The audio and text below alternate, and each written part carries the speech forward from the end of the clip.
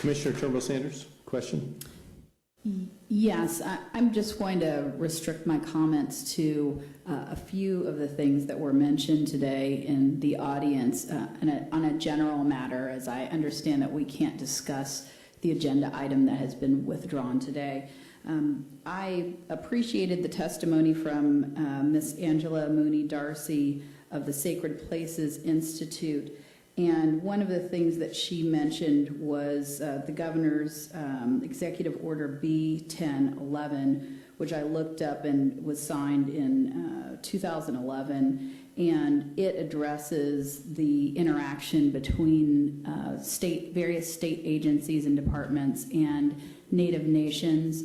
And what I would like to know is if staff could report back generally on our policies and procedures with respect to interacting with Native nations. I understand that the Resources Agency has adopted something pursuant to this executive order. I looked at the executive order. It's not clear that it covers the Coastal Commission. Nevertheless, I think it is a good thing to, and general good practice to have some of these things in place as we recognize the importance of including all peoples, and particularly the peoples who first occupied these lands.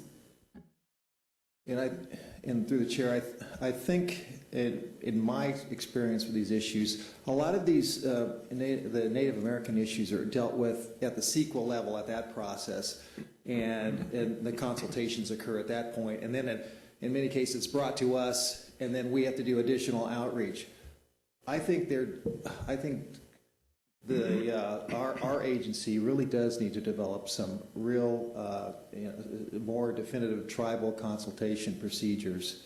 I think that would be very helpful, and I agree with that speaker, and I think we need to do better on that front. The coast, and it may take some statutory changes as well. The Coastal Act section with regard to archaeological and paleontological resources is quite frankly weak. It only says that, where development would adversely impact archaeological or paleontological resources as identified by the State Historic Preservation Officer, reasonable mitigation measures shall be required.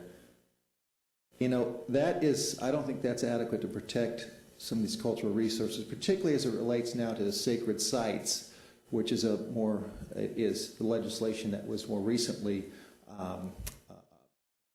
by the legislature. So I think we do need to do better on this front, and we do need to develop some procedural guidance on this. And I've asked our staff to look into this and follow up, not only guidance internally for us, but also as we look to local coastal programs and developing those out. So we have some better guidance there. So I agree with that observation by the speaker.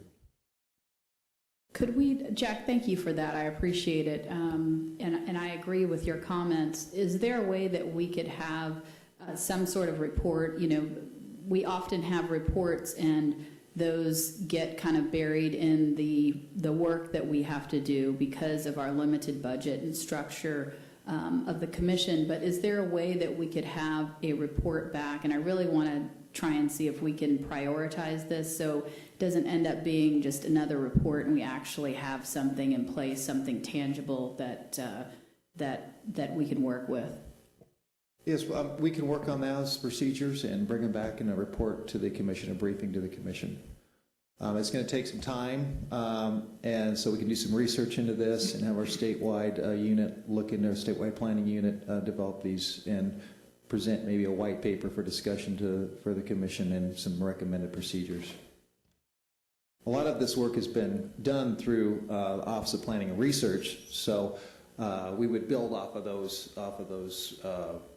procedures that are in place already.